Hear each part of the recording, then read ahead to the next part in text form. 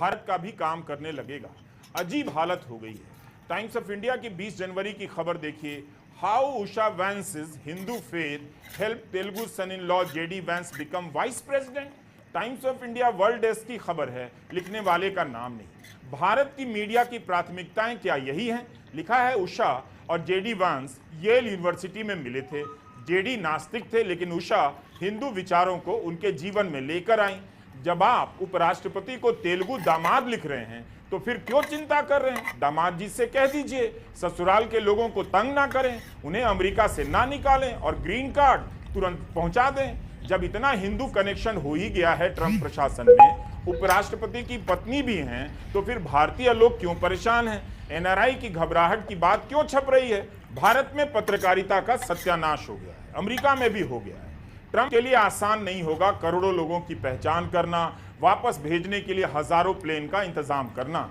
ये ऐसा काम नहीं कि बालकनी में खड़े होकर आपने थाली बजा दी और कोरोना भाग भी गया। बेशक कुछ हजार लोग भेजे जाएंगे, लेकिन 7 लाख लोग भेजे जाएंगे, 1.25 करोड़ लोग भेजे जाएंगे। पहले भेज कर तो दिखाइए, फिर हम देखेंगे। अमेरिका को प्रवासियों ने बनाया बसाया है। अमेरिका यह बात जानता है, इसलिए ट्रंप भी H-1B वीजा को लेकर गोलमोल बातें कर रहे हैं। उन्हें पता है कि ऐसे लोगों का आना अगर रुक गया तो अमेरिका भी रुक जाएगा। I like both sides that may not have the qualifications they do, but I don't want to stop. And I'm not just talking about engineers. I'm talking about people at all levels. We want competent people coming into our country. And HB1, I know the program very well. I use the program. Maitre d's, wine, experts, even waiters, high quality waiters. You got to get the best people. Now then you go into people like Larry, and he needs engineers, and Massa needs, and this gentleman needs engineers like nobody's ever needed engineers, right? So we have to have the quality people coming in. Now, by doing that, we're expanding businesses, and that takes care of everybody. So I'm sort of on both sides of the argument, but what I really do feel is that we have to let really competent people, great people come into our country. And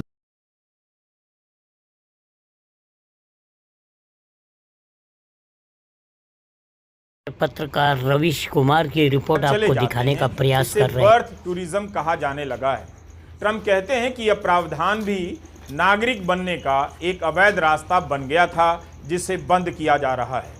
America के स्वतंत्र पत्रकार कह रहे हैं कि यह आदेश स्पष्ट रूप से अमेरिकी संविधान के खिलाफ है, क्योंकि आप नागरिकता के मामले में कार्यकारी आदेश पास कर संवैधानिक नियम नहीं बदल सकते।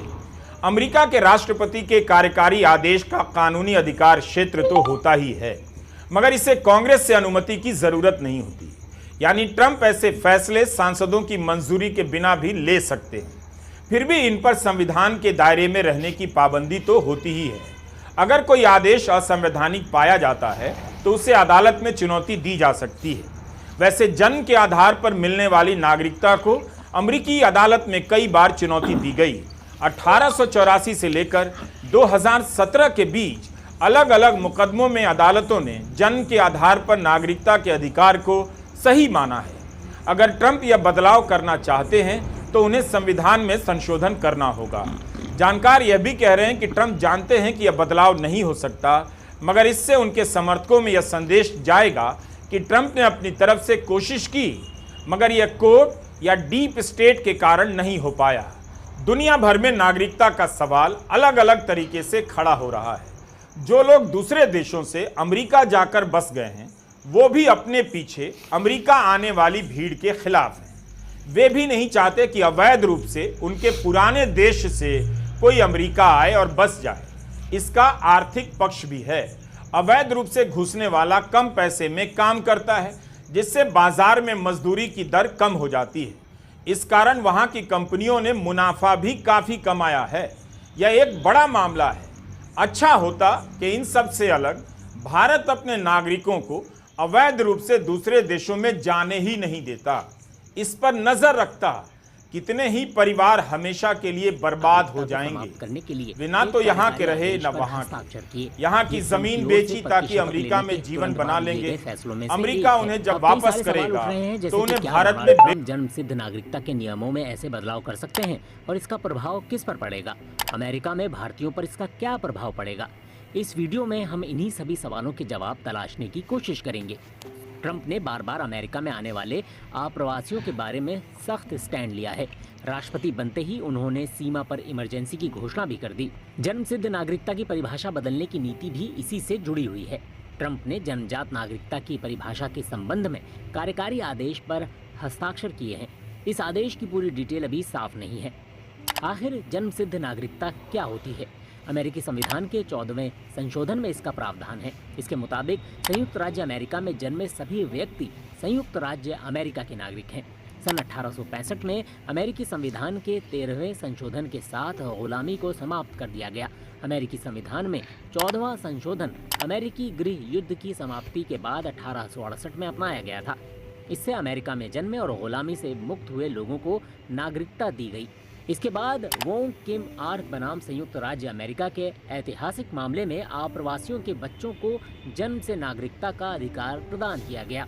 14वां संशोधन संयुक्त राज्य अमेरिका में अप्रवासियों से जन्मे बच्चों पर लागू होता है और अमेरिकी सुप्रीम कोर्ट ने सन 1898 में फैसला दिया था कि अप्रवासी माता पिता से जन्मे बच्चों को उनकी जाति या राष्ट्रीयता की परवाह किए बिना नागरिकों के सभी अधिकार प्राप्त होंगे। क्या ट्रंप यह कानून बदल सकते हैं?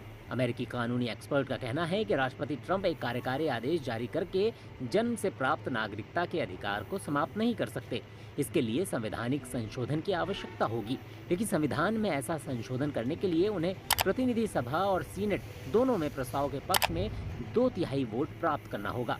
इसके अलावा संयुक्त राज्य अमेरिका के 75% राज्यों को इसे मंजूरी देनी होगी। इस फैसले से कौन प्रभावित होगा? पीयू रिसर्च के मुताबिक साल 2016 में अमेरिका में अनाधिकृत अप्रवासी माता पिता से 2.5 लाख बच्चे पैदा हुए। साल 2022 तक संयुक्त राज्य अमेरिका में 12 लाख नवजात शिशुओं को जन्म के समय नागरिकता प्रदान की गई, जिनके माता पिता अवैध अप्रवासी थे। जन्म सिद्ध नागरिकता के विरोधियों का तर्क है कि चूंकि संयुक्त राज्य अमेरिका में पैदा होने वाले बच्चे को नागरिकता मिलती है, इसलिए ये अवैध अप्रवासियों के लिए आकर्षण का केंद्र है। बच्चे के जन्म के बाद परिवारों को निर्वासित किए जाने की संभावना कम होती है और नतीजा ये होता है कि अवैध अप्रवासियों की संख्या बढ़ जाती है। संयुक्त राज्य अमेरिका में आकर बच्चों को जन्म देने वालों की संख्या बढ़ रही है। ट्रंप के फैसले का भारतीयों पर क्या असर होगा? जिस तरह से अवैध रूप से अमेरिका में आकर बसने वाले लोगों के बच्चों को जन्म के समय ही नागरिकता प्राप्त हो जाती है, उसी प्रकार अलग अलग वीज़ा पर कानूनी रूप से संयुक्त राज्य अमेरिका में रहने वाले लोगों के बच्चों को भी ये नागरिकता मिलती है और डर है कि ट्रंप के फैसले से उनके अधिकार भी प्रभावित होंगे। पीयू रिसर्च के मुताबिक साल 2022 तक अमेरिका में कुल 48 लाख भारतीय होंगे। अमेरिकी जनगणना ब्यूरो के मुताबिक ये कुल एशियन अमेरिकन जनसंख्या का 20% है।